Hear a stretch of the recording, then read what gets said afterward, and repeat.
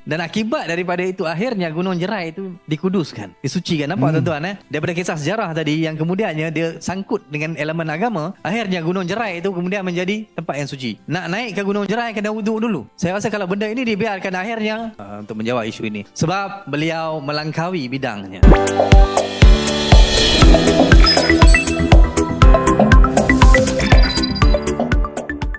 Assalamualaikum warahmatullahi wabarakatuh. Halo teman-teman, jumpa lagi di Aryan M Channel. Oke, buat teman-teman yang klik video ini, seperti biasanya saya harapkan mudah-mudahan teman-teman masih dalam kondisi sehat walafiat. Dan jangan lupa dukung channel ini dengan cara like juga subscribe. Baik, di kesempatan kali ini saya akan ajak teman-teman untuk melihat sebuah video yang saya ambil dari channel Malaysia, di mana mereaksi pendapat-pendapat dari Profesor Malaysia yang suka merasa hebat dengan sejarah Melayunya, dan tidak jarang juga sering banget mengingkari sejarah yang ada di Indonesia. Dikatakan profesor ini menyelewengkan sejarah dan menyesatkan. Oke, seperti apa videonya? Sebelum kita berkomentar, kita akan lihat dulu. Jadi maksudnya Gunung Jerai itu adalah pulau serai. Dia adalah dia adalah air. Tapi ketika Banjir Besar Beno, tapi sebelum itu dia adalah daratan. Nampak tak? Okey, sebab Perak Man tadi kita nampak. Okey. Sepanjang pembacaan ini cuplikannya saya, ya. Kita Arab lah, pembacaan saya kita Arab. Dia mengatakan Adam ini turun di Sarandi. Di tempat bernama Sarandi. Dan kaki Adam tu, tempat jatuhnya kaki Adam tu namanya Baus. Baus. Jadi setakat ni mereka membuat konsensus, saya berdasarkan pada ulama, ia adalah di Sri Lanka. Dan dulu Sri Lanka itu dia tidak terasing dengan India itu. Bila berlaku perpecahan tu baru terasing. Pulau kan tak ada, dulu dia satu tempat je. Jadi di Sri Lanka itu ada tempatnya nama Sarandik itu. Itu yang saya tahu. Tetapi jika ada perubahan muka bumi dan sebagainya berubah, maka Jerai dulu adalah Sarandik. Wallahu a'lam. Saya punya kenyataan saya ini berdasarkan bacaan dalam beberapa kitab tafsir. Dan Sarandik yang disebut tu adalah di Sri Lanka. Dia kata Sri Lanka. Dulu nama Sarandik. Sri Lanka ni baru je dibuat di Sri Lanka kan dalam tahun 17 je. Dulu Ceylon. Sebelum Ceylon Sarandik. Bingung ngomongnya. Itu yang saya boleh buat kesimpulan. Maksudnya kalau nak kata Jerai dengan info tadi, saya tidak nampak. Okey, tetapi kita tidak tahu perubahan sebab kita tidak ada di perubahan muka bumi, kita tak pasti itu. Kalau berlaku perubahan muka bumi, kemungkinan betul. Assalamualaikum warahmatullahi wabarakatuh. Saya Syahabudin. Terima kasih banyak kerana anda berada di channel YouTube saya, dan terima kasih banyak jika anda telah tekan butang subscribe. Kalau belum tekan butang berkaitan, tekan butang itu sekarang. Jika ada video-video yang bermanfaat, insya-Allah akan ada di feed YouTube anda. Sahabat-sahabat, saya nak buat satu reaction berkaitan tentang satu diskusi yang dibuat bersempena dengan tajuk isu keturah, yang sangat menarik disampaikan oleh ahli sejarah seperti Dr. Sahul Hamid dan juga Dr. Rozami Ramli. Kita tengok satu persatu dan kita berikan ulasan satu persatu. Yang pertama, saya ucapkan terima kasihlah kepada pihak Quips yang sudi untuk menjemput saya untuk membentangkan hal yang berkaitan dengan kontroversi yang sangat meluas dan melata di bumi Malaysia hari ini. Tak cukup dengan kes-kes Israel, Yahudi dan pemboikotan MACD bagainya. Kita juga dihujani dengan perihal-perihal yang berkaitan dengan sejarah ini. Dan soalan yang ditanya ini yang menantang debat ya, berkaitan dengan sejarah. Bagaimana kita nak menanggapi sejarah? Adakah sejarah ni penting ke tak penting ke? Sebab sejarah ni mata pelajaran yang paling bosan lah. Dan saya sendiri pun dulu tidak berminat dengan sejarah. Sehinggalah masuk ke universiti dan mengambil aliran sejarah, barulah saya tahu bahawa betapa pentingnya sejarah ini. Dia membina jati diri kita, identiti diri kita. Dan sejarah juga sebenarnya berkait dengan ilmu hadis. Kaitan dia sangat mendalam dengan ilmu hadis lah. Dalam ilmu hadis misalnya, dia sangat menekankan contohnya rantaian perawi, sanad, matan, hadis dan sebagainya. Sebenarnya ilmu sejarah yang kita sedang belajar itu juga menekankan perkara itu. Tinggal lagi tidak dijelaskan misalnya di dalam buku-buku teks ataupun oleh guru-guru sejarah kita berkaitan dengan bagaimana kita nak menulis sejarah. Jadi apabila sejarah itu tidak ditulis dengan sebenarnya, dengan sebaiknya, maka itulah sebab jadi manipulasi macam ini. Timbulnya cerita-cerita karut daripada para profesor, para ahli akademik yang bukan daripada bidang sejarah sebab dia tidak menguasai falsafah sejarah misalnya. Apabila kita bentang di sini hari ini, kita berdiri, saya dan Prof. Huzaimi, kami bersedia untuk dipanggil ke mana-mana sahaja. Dan saya juga sudah menawarkan diri sebelum ini dalam surat yang diutuskan oleh Quips, mengatakan bahawa saya sudah bersedia untuk berhadapan dengan Profesor Soleha. Walaupun saya belum profesor lagi lah. Saya belum profesor lagi. Tapi saya kata saya insya-Allah saya sudi untuk berdepan dengan Profesor Soleha untuk untuk menjawab isu ini. Sebab beliau melangkaui bidangnya. Itu bukan bidangnya. Melampaui. Bidangnya ialah bahasa Arab. Saya percaya kita berada dalam cara langsung hari ini dan ramai kalau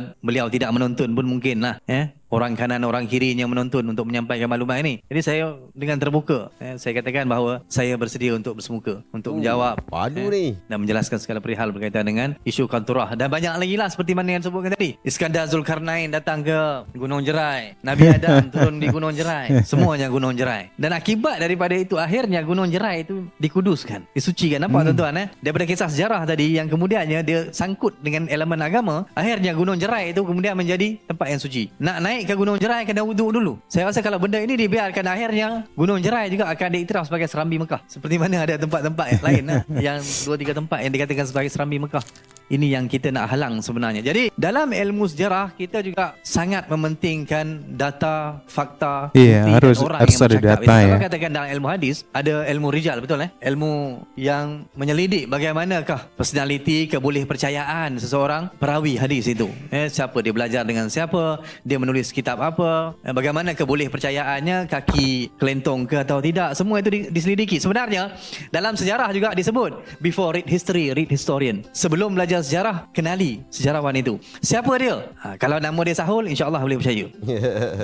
Kalau nama dia sekian-sekian, kita kena tengok, okey, dia ni profesor dalam bidang apa? Contoh. Dalam bidang apa? Dia belajar di mana? Gurunya siapa? Adakah gurunya itu juga adalah seorang sejarawan? Kami dalam bidang sejarah ini sangat jarang mendatangkan dakwaan-dakwaan atau klaim-klaim yang pelik-pelik begini. Tuan-tuan takkan boleh jumpa lah.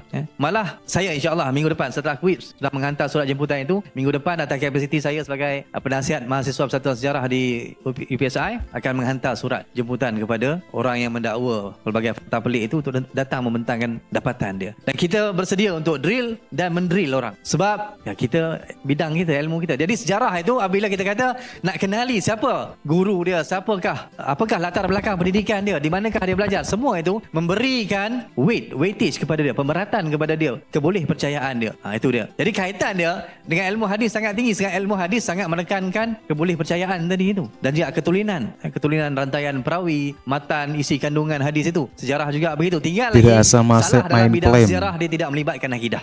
Kalau Profesor Soleha misalnya mengatakan ini, selagi mana tidak menerobos kesempadan akidah, maksudnya kesempadan hadis atau manipulasi ayat Quran, selagi itu saya rasa selamat lah. Belum lagi soal akidah lagi. Cuma dia menyampaikan kepalsuan. Itulah.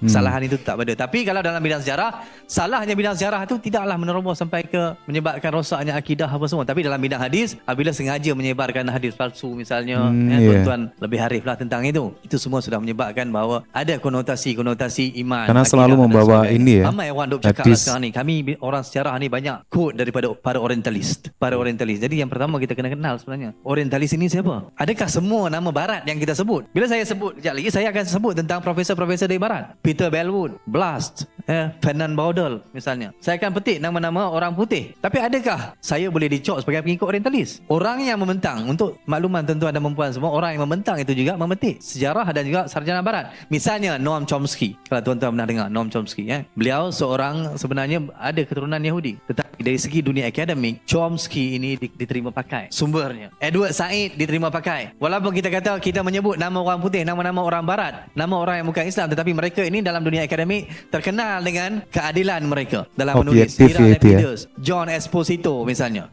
Mereka ini menulis Lebih tentang Islam, tetapi objektif. menulis dengan seobjektif yang mungkin, seadil yang mungkin. Tapi ada juga di sana yang lebih jahat, yang menulis untuk menyelewengkan ilmu, dan dia menulis dengan pemahaman dia. Contoh saya bagi Bernard Lewis. Kalau tuan-tuan pernah dengar nama Bernard Lewis, dia Bernard menulis Lewis. tentang sejarah umat Islam. Bernard Lewis, berhati-hati kalau baca buku itu. Sebab dia juga adalah penasihat dalam hubungan dengan Yahudi bersama-sama dengan George W. Bush, Presiden Amerika yang dulu. Jadi apabila kami ahli sejarah memetik data-data daripada orang putih, bukan bermaksud kami pengikut orientalis. Tinggal lagi mereka lah yang mengkaji sejarah itu dengan objektif, mendatangkan fakta-fakta itu dengan data dan bukti. Kalau dia kata dijumpai rangka manusia di Lenggung, dia datang dengan bukti rangka manusia, kemudian dengan ujian radiokarbon itu segalanya tertulis dan kita boleh semak empirical. Kita kata empirical, sesuatu yang ditulis kemudian boleh disemak kesahihan dia. Adakah benda ini jauh daripada Islam? Adakah kita kata ini tidak Islamik? Islamik, ya? Ini satu lagi ya Ustaz, yang baru ni kata sains itu sihir.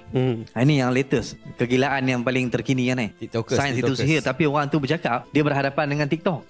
TikTok itu dibina dengan algoritma. Sains itu daripada algoritma itu nama dia Al-Khawarizmi itu ilmuwan Islam. Jadi kalau kita kata sains itu sihir, maka habis semua ilmuwan Islam membina tamadun Islam dari kerajaan Abbasiyah sampai ke Utsmaniyah itu runtuh habis kita, tamadun Islam kita. Runtuh habis tamadun Islam kita kalau kita ikut ustaz-ustaz TikTok begini kata sains itu sihir. Itu ustaz tu. Sebenarnya yang memulakan sains dan mengembangkan sains dalam dunia ini dari sudut sejarahnya ialah umat Islam. Kata HP, tuan-tuan tahu HP ya, Hewlett Packard yang buat laptop segala tu, bekas CEO dia Khalil Fiorina dia kata apa? Kalau tidaklah kerana tamadun Islam ini, dia kata kita tidak ada segala teknologi yang ada kita sedang gunakan sekarang ini dan tidak ada HP. Itu penghargaan yang diberikan. Datang kita pada hari ini setelah ribuan tahun kita kata sains itu sihir. Sains itu sihir dengan mengaitkan dengan Dajjal. Inilah kadang-kadang kelemahan orang kita ialah dia mengaitkan sesuatu yang tidak perlu. Dia bawa benda tu yang dia tempel dengan benda-benda lain. Dan hal ini juga berlaku dengan isu kantorah ini sebenarnya. Alhamdulillah kita telah menonton tadi sesi yang pertama. Menarik juga perbahasan yang disebutkan oleh Dr. Sahul Hamid, dan di dalam perbahasan itu ada cabaran kepada Dr. Saleh untuk dialog secara terbuka. Sebab kata Dr. Sahul Hamid, Profesor Soleha bukanlah seorang yang berada dalam bidang sejarah. Bahkan dia memberikan fakta-fakta yang diragui. Oleh sebab itu pihak Dr. Sahul Hamid bersedia untuk memberikan penerangan ataupun mendengar penerangan daripada Dr. Soleha berkaitan tentang dakwaan-dakwaan beliau. Bahkan katanya UPSI sendiri akan hantar jemputan kepada Prof. Soleha untuk bincang isu ni, untuk bentangkan isu ni, untuk kita dalami isu ni. Kalau benar Profesor Soleha ada fakta dan juga data, bentangkan fakta dan juga data itu, buktikan fakta dan juga data itu supaya ia dapat dinilai oleh pakar-pakar bidang. Ia sangat-sangat menarik sahabat-sahabat. Sahabat-sahabat, kita tonton dalam siri seterusnya untuk isu konturah lagi. Oke teman-teman ya, demikian satu video yang menarik sekali di mana ada profesor Malaysia yang kena protes ya karena pernyataan-pernyataan kontroversinya yang asal main klaim saja, asal main cocokologi saja. Ini dianggap menyelewengkan sejarah, menyesatkan karena tadi seperti yang kita dengar apa-apa jatuhnya di daerah Malaysia yaitu Gunung Jerai. Nah ini sementara dengan klaim-klaimnya Profesor Malaysia ini tidak didasari pada data-data yang valid. Oke teman-teman ya, demikian suatu reaksi keras dari orang Malaysia tentang pendapat Profesor Malaysia tentang sejarah yang berkaitan tentang Melayu dan yang ada di Malaysia. Oke, menurut teman-teman gimana? Silakan teman-teman bisa berkomentar, tetapi jangan lupa like juga subscribe. Wassalamualaikum warahmatullahi wabarakatuh.